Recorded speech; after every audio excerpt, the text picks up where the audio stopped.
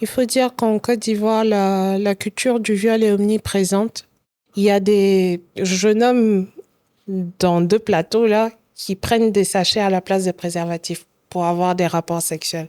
Je pense qu'on se cache beaucoup derrière notre culture. On trouve des excuses pour expliquer nos comportements. Salut à toutes et à tous, j'espère que vous allez bien. Bienvenue dans Laissons parler les gens, le podcast qui donne la balle aux personnalités que Internet attaque. Moi c'est Clint Télès, votre animateur que vous allez finir par préférer un jour. Aujourd'hui, épisode un peu spécial. Oui, parce que cette semaine, nous avons décidé de mettre en lumière l'engagement et la participation citoyenne. Nous recevons aujourd'hui Eva Elena Amegbo, dont l'engagement s'articule autour de la lutte contre les violences basées sur le genre, en abrégé VBG, et de la promotion des droits en santé sexuelle et reproductive. Bonjour Eva. Bonjour. Comment tu vas? Je vais bien et toi? Ça va? En tout cas, bienvenue dans Laissons parler les gens. Et merci. Ça fait vraiment plaisir de te recevoir. Moi, je suis très content de te recevoir. Vu le travail que tu fais, le combat que tu mènes, ça fait vraiment plaisir. Merci, c'est gentil. Ouais. Et moi, je te connais, je connais le personnage, je connais le combat. Mais pour des gens qui tombent sur l'épisode là maintenant, qui découvrent Eva, c'est qui Eva en fait? Alors, je suis Eva Elena Amegbo. Je me définis comme une citoyenne engagée dans ma communauté sur les questions de violence basées sur le genre. Je travaille à être au quotidien, si tu veux, la personne ressource, le pont entre la communauté et les psychologues. Je m'assure que si une victime de violence basée sur le genre a besoin d'aide, elle peut s'adresser à moi si elle a besoin de parler à un psy, si elle a besoin de prise en charge juridique ou médicale. Donc au quotidien, je travaille avec des ONG, des activistes, des défenseurs de droits humains à une meilleure condition pour les femmes et les filles en Côte d'Ivoire. Ouais. À quel moment je veux dire, tu as décidé de faire de ça ton travail ou de le mettre au cœur de ton travail en fait? S'engager pour la communauté. Dès l'âge de 14 ans, je savais que je voulais travailler dans le domaine de l'humanitaire. Donc, si tu veux, j'ai vraiment planifié toute ma vie autour de ce secteur-là. Mais en tant que femme, quand tu es témoin de toutes les violences auxquelles on fait face, naturellement, tu te dis, je veux prendre des actions, je veux porter haut le combat, en fait. Moi, je veux savoir quelles ont été les premières violences ou, je veux dire, injustices que tu as vues qui t'ont vraiment motivé. Je pense que c'est les questions de viol, la banalisation du viol. Il faut dire qu'en Côte d'Ivoire, la culture du viol est omniprésente. Quand on parle de culture du viol, c'est tous les comportements, attitudes et propos qu'on a qui, si tu veux, normalisent tout ce qui n'est pas normal, en fait, tout ce qui n'est pas concevable. Et nombreuses sont les survivantes ou victimes de viol qui ont eu à me relater des histoires comme quoi, par exemple, se rendre au commissariat et porter plainte. L'agent de police te dit « Ah, mais regarde ta forme, c'est normal que ça t'arrive. » Ou il y a d'autres qui te disent, par exemple, peut-être que tu n'as pas assez prié, sinon ça te serait pas arrivé. À cause de toi, d'autres femmes se font violer aujourd'hui parce que ils comprennent pas qu'une victime peut être traumatisée, elle peut être sous le choc, elle peut fuir le lieu du crime. Donc, on peut t'indexer et te dire qu'à cause de toi, d'autres femmes se font violer aujourd'hui. Donc, il y a toutes ces questions-là qui révoltent. Et donc, je travaille plus avec les psychologues pour changer la mentalité, pour déconstruire les mythes ou les stéréotypes que les gens ont sur les questions de viol. Les violences basées sur les gens, c'est quoi concrètement? C'est tout acte qu'on poserait contre toi sans ton consentement. Juste parce que tu es un homme ou juste parce que tu es une femme. Par exemple, je suis bisexuelle. La communauté n'accepte pas. Il y en a qui pensent qu'ils ont le droit de me violer pour me faire comprendre que non, en fait, peut-être en te violant, tu vas redevenir une femme. Tu vas accepter d'être femme. Et ça, c'est des actes qu'on ne peut pas cautionner en société. Je ne sais pas si je réponds un peu à ta question. Non, je comprends. Mais je prends des exemples comme ça pour aller au tac. Je Mais vois. c'est un peu ça. Le chat noir, par exemple, c'est un viol. Si on s'est entendu pour se retrouver à 3h à 4h du matin dans une chambre, on en a parlé, on en a discuté. Donc, ça veut dire qu'il y a eu consentement. Mais me réveiller à 4h du matin et te trouver derrière moi dans un lit, c'est un viol. C'est pas un chat noir. Mais on continue avec le temps d'entendre certaines personnes en communauté qui estiment que non, c'est pas un viol. Maintenant, quel est l'état actuel de cette situation, en fait, des violences basées sur le genre en Côte d'Ivoire? Le programme national de lutte contre les VBG a proclamé les chiffres, a publié les chiffres, les données. Et je pense qu'on a plus de 9000 cas de VBG pour cette année. Garde en tête que depuis 2020, ça ne fait que monter. Mais l'envers de ces statistiques-là, c'est qu'en termes de prévention et de sensibilisation, le message passe. Okay. Il faut voir dans le sens où beaucoup de personnes dénoncent. Beaucoup de personnes savent aujourd'hui où elles peuvent se rendre, comment dénoncer, comment interpeller les citoyens là-dessus. Et selon toi, qu'est-ce qui fait que ces violences ne font que s'accroître, en fait?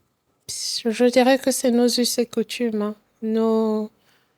Nos histoires on est africain, on a des valeurs, on a des principes, mais en fait, on a une perception de la femme comme une féministe l'avait lancé une année, le hashtag Une vraie femme africaine. La perception d'une vraie femme africaine, tu dénonces pas quand ton mari te bat. Tu dénonces pas quand ton mari te viole ou tu es victime d'inceste. Dans notre culture, ça se fait pas. Okay. La famille peut me répudier, je peux tout perdre. Donc, le silence, c'est notre arme, en fait. Et je pense que tout ça, ça conduit à perpétuer les violences dans nos communautés. Et du coup, les réseaux sociaux ont-ils un impact positif ou négatif dans la lutte contre les violences basées sur les genres? Je dirais les deux. Dans le sens où, en 2018, par exemple, je me rappelle que c'était difficile pour le citoyen lambda de définir l'acronyme VBG. Il ne savait pas ce que ça signifiait, que c'est violences basées sur le genre. Je dirais que grâce aux féministes, aux acteurs clés dans le domaine, beaucoup ont compris aujourd'hui ce que c'est que les VBG, les 16 jours d'activisme. Donc, ça a libéré la parole et surtout avec le hashtag Vraie Femme Africaine, beaucoup ont pu parler de différents maux dont elles souffraient. Mais le revers de la médaille, c'est que quand tu arrives à publier sur les réseaux sociaux ce par quoi tu passes, je prends un exemple. Aujourd'hui, j'ai été victime de viol. Demain, personne ne se rappelle de Eva. Personne ne se rappelle de mon prénom. C'est la fille qui a été violée. Ouais, je vois. Et c'est comme ça que ça continue. Donc, ça appelle à notre responsabilité, nous-mêmes, en tant que citoyens. Est-ce que je veux toujours être... indexé comme si Exactement. Mettez-vous toujours à la place des autres. Donc, moi, je conseille généralement aux personnes d'écrire un inbox pour parler de ce que vous avez ou d'appeler le 1308, qui est la ligne verte mise en place par le PNLVBG pour dénoncer des violences, où il y a le 143 aussi, qui est la ligne de la santé pour dénoncer. Et donc, moi, je veux savoir, c'est vrai, c'est quoi l'impact sur la santé mentale des personnes, déjà des personnes victimes et des personnes qui sont dans l'entourage des victimes, en fait? Qu'est-ce que ça crée? Bien sûr, quand il n'y a pas d'accompagnement psychologique et surtout si tu es dans un milieu, dans une communauté qui pense que parler à un psy, c'est être fou ou c'est un concept des blancs, tu t'en sors pas. Alors que quand tu es dans un processus d'accompagnement psychologique, tu as une meilleure gestion de toutes les conséquences du préjudice qui a été fait à ton endroit. Par exemple, pour des victimes de viol ou tout type de VBG, il y a un traumatisme. Il y a un stress post-traumatique avec. Il y a de l'anxiété. La personne change. Il peut avoir des pensées suicidaires aussi. Donc, tant qu'il n'y a pas d'accompagnement, c'est vraiment difficile. Est-ce qu'une personne lambda comme moi, qui n'a pas fait de formation en psychologie, peut aider quelqu'un qui a été victime de VBG? Totalement. Comment? C'est pour ça que nous, avec les autres défenseurs de droits humains à Abidjan, on a travaillé avec des psychologues en 2023 pour former les activistes en gestes de premier secours psychologique. Donc, ça t'évite toute personne qui, dans cette situation-là, te lancerait les questions de « Ah, mais tu faisais quoi là-bas et puis ça t'est arrivé? Regarde, c'est ce que tu avais porté et tout ça. » Non. On a été éduqués, on a été formés sur comment se présenter à une victime, quel mot rassurant lui faire passer. Et puis ensuite, on réfère parce que ça aussi, c'est important. Moi, je peux avoir cette capacité-là de le faire aujourd'hui, mais je te promets qu'il y a 5 ans, une victime de viol m'appelle. Je me sens mal pendant 2 jours parce que j'ai eu l'impression que je ne l'ai pas aidé, je ne lui ai pas donné les informations qu'il fallait. On n'est pas superwoman dans cette cause-là. Okay. On agit avec la passion, c'est vrai, l'envie d'avoir un impact, un changement, mais je ne me vois pas en superwoman. Je fais avec les possibilités que j'ai. Donc ça vient avec l'importance de se connaître soi-même. Qu'est-ce que je peux encaisser et qu'est-ce que je ne peux pas? Donc si toi, citoyen lambda, et parce que c'est ouvert à tout le monde, tu te formes en geste de premier secours psychologique, tu as toutes les armes nécessaires pour référer. Okay. Donc, c'est comme ça qu'on peut être, comment je dirais, un spectateur averti dans sa communauté face aux violences basées sur le genre. Oui. Est-ce que tu peux nous parler aussi de ton travail autour de la promotion des droits en santé sexuelle et reproductive? Alors, la Côte d'Ivoire est l'un des seuls pays en Afrique de l'Ouest qui n'a pas de loi sur la santé de la reproduction. Je pense que ce qui dérange, c'est les questions d'avortement. Parler d'avortement sécurisé, c'est pour toutes les victimes de viol. Pense à des mineurs, pense à toutes celles qui sont victimes de cas d'inceste et qui, à la suite de cela... Contact une grossesse. Voilà. Avant 2018, la Côte d'Ivoire n'autorisait pas l'avortement si tu étais victime de viol. Donc, tu vois que c'est pas récent et... On a fait du chemin, on a fait des progrès, mais voilà, c'est un peu sur ça qu'on travaille. Ce que je veux savoir, est-ce qu'il y a des... Je ne sais pas si tu as dit des victimes, mais il y a des patientes. Moi, je préfère qu'on a des patientes avec qui tu travailles, qui ont été victimes de VBG, qui se sont fait assister, qui ont guéri, qui travaillent avec toi. Bien sûr. C'est important d'avoir tout le monde parce que pour moi qui écris notamment beaucoup de projets en termes de prévention, de sensibilisation, je m'assure que j'ai le ressenti de tout le monde. Je te dirais que des cas de personnes victimes d'excision, c'est pas la même approche avec une victime de violence conjugale. Il y a des questions que tu peux pas poser à une personne.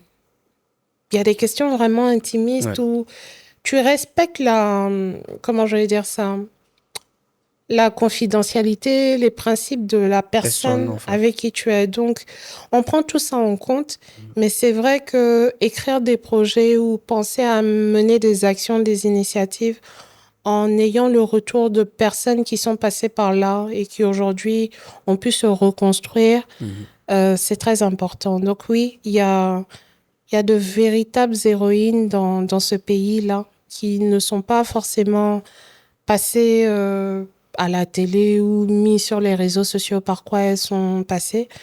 Mais je te jure qu'au quotidien, tu serais choqué de voir le nombre de femmes qui sont toutes passées par là, mais qui arrivent aujourd'hui dans leurs actions au quotidien à changer un tant soit peu les comportements dans nos communautés. Est-ce que pour toi, il y a des préjugés sur la santé sexuelle ou sur les rapports sexuels en général que tu aimerais déconstruire ou mieux proscrire en fait des réseaux sociaux? Alors, permets-moi d'être vraiment crue avec toi. Vas-y, c'est bien ce qu'on veut. Je sais que cette année, j'ai pu être à Jacquesville pour une campagne de sensibilisation. Et on était tout étonnés, mais malheureusement, dans certaines communautés, dans certaines villes, on a des jeunes garçons qui disent aux jeunes filles qui ont des infections ben, ne te rends pas à l'hôpital parce que l'odeur de ton sexe, là, ça me convient. Alors que il y a des infections. Tu connais pas l'anatomie même du corps de la femme. Ah ouais. Mais c'est pour te montrer l'impact, comment je te dirais, les principes, les préjugés avec en fait, les lesquels on a croyances, ouais. grandi. C'est encore un garçon qui connaît mieux ton corps que toi, soi-disant dans ta tête, qui peut te dire comment toi tu dois gérer tes infections. C'est pas normal. Il y a des jeunes hommes dans 2 plateaux là qui prennent des sachets à la place des préservatifs pour avoir des rapports sexuels. Donc, tant que tu n'es pas sur le terrain, que tu n'entends pas des choses comme ça, tu te dis non, tout le monde a l'info, les préservatifs, ça se distribue gratuitement. Donc, voilà, tu te dis non, c'est faux. Mais en fait, oui. Et après, quand tu apprends ce genre d'informations, qu'est-ce que toi, ça te fait en fait? C'est choquant, c'est toujours choquant. Mais c'est la réalité en fait. C'est la réalité. Ce que tu penses que toi, tu as ou que tu connais, bon, c'est pas évident pour quelqu'un d'autre. Tu as des personnes qui pensent que, par exemple, un enfant de 9 ans a un consentement. Tu as des personnes qui pensent qu'une gifle, c'est une preuve d'amour, c'est une caresse. Donc, je veux dire, il y a de tout dans ce monde. Quand on arrive à ces questions de VBG, de santé sexuelle, chacun a sa définition. Des femmes qui se mettent de l'ail ou des choses dans le sexe pour que ça devienne plus étroit. Moi, je me demande, est-ce que c'est pas le fait que c'est un sujet tabou? Est-ce que c'est pas aussi ça le problème, le fait que les gens, on n'en parle pas assez avec nos parents de sexualité, en fait? Tu vois, même quand tu regardes un film que 2 personnes s'embrassent, limite, tu as envie de sortir parce que ça te gêne que les parents soient là avec toi dans la pièce, en fait. Il y a ce problème-là, oui, mais je pense qu'on se cache beaucoup derrière notre culture. On trouve des excuses pour expliquer nos comportements.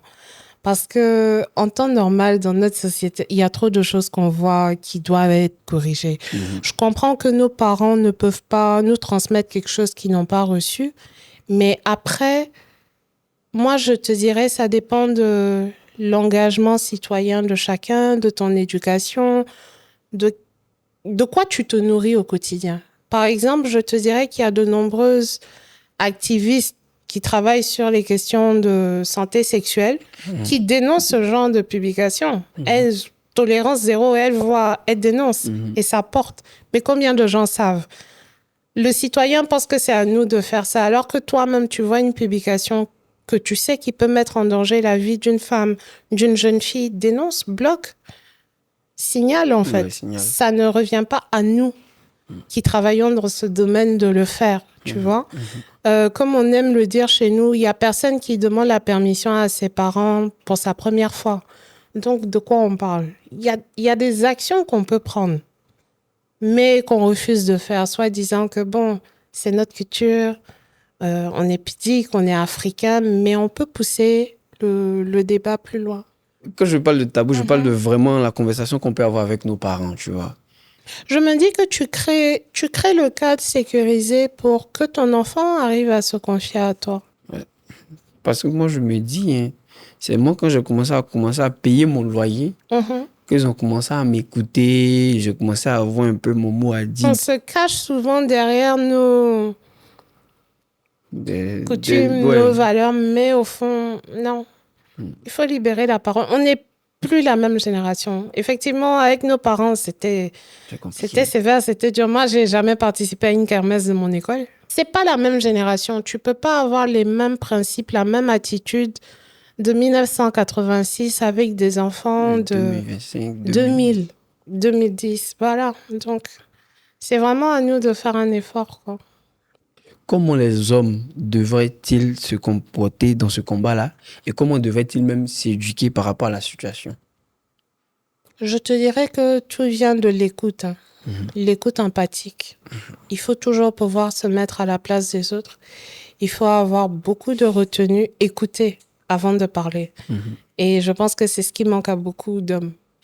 Les VBG, c'est pas juste une histoire de femmes. Nous, on a remarqué en communauté que il faut toujours amener l'homme à sa mère, sa sœur, sa fille pour qu'ils comprennent que, c'est grave. Les violences, alors qu'on ne devrait pas.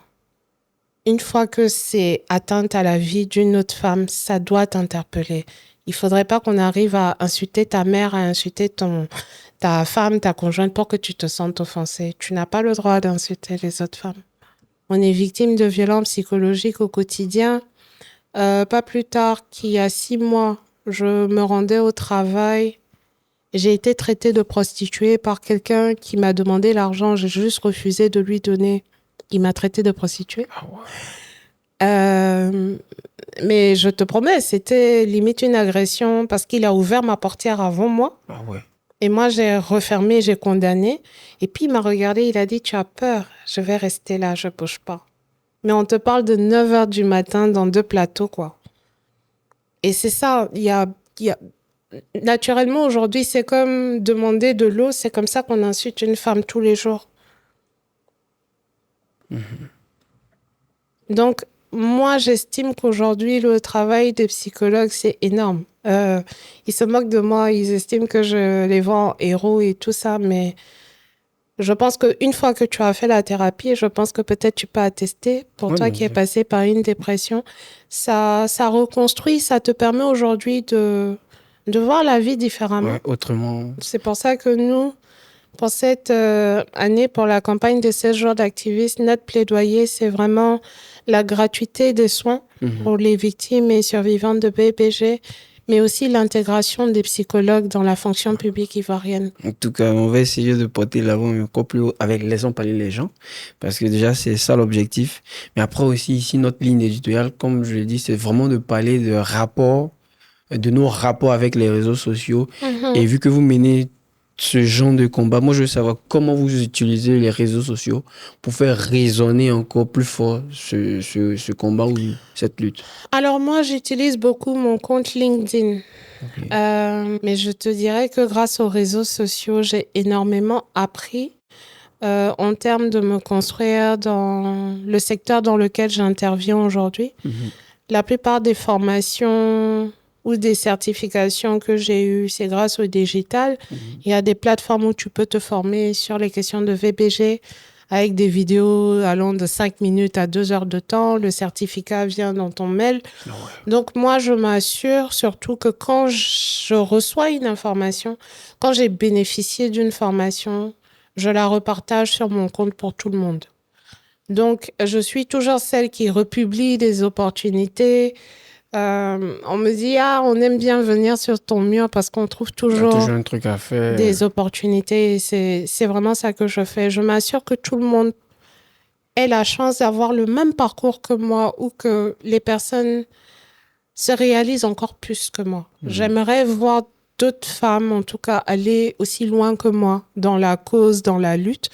Donc, c'est un plaisir pour moi de mentionner le nom d'autres femmes ou de partager des opportunités pour que d'autres personnes grandissent dans le domaine, en fait. Est-ce qu'il y a quelque chose que tu voudrais dire? Parce que là, on est pratiquement à la fin.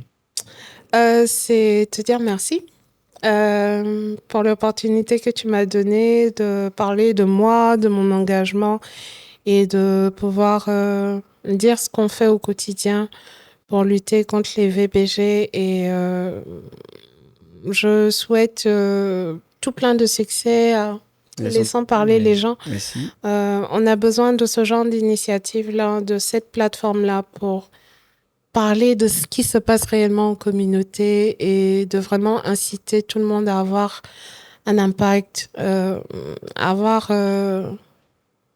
comment je dirais ça, à contribuer à la lutte en fait au quotidien.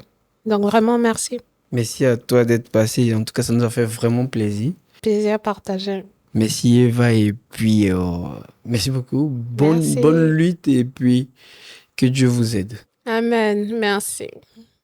Merci mesdames et messieurs d'avoir suivi cet épisode. Ça fait vraiment plaisir de voir que vous êtes de plus en plus nombreux à vous abonner à nos différents réseaux sociaux. @LPLG-8 podcast sur Facebook, YouTube, Instagram et TikTok. Si vous n'avez pas encore fait, faites-le parce que c'est très important. C'est grâce à vous que nous sommes là. Je tenais à dire merci aussi à Audrey Likoun à la production, Willem pour nos réseaux sociaux, sans oublier mes gars sur de Abidjan Podcast Studio qui sont derrière toutes les caméras que vous voyez là. Laissons parler les gens est un podcast pensé et créé par Historias Media en partenariat avec la Commission européenne. Ce podcast a été financé par l'Union européenne. Son contenu relève de la seule responsabilité de Historias Media et ne reflète pas nécessairement le point de vue de l'Union européenne.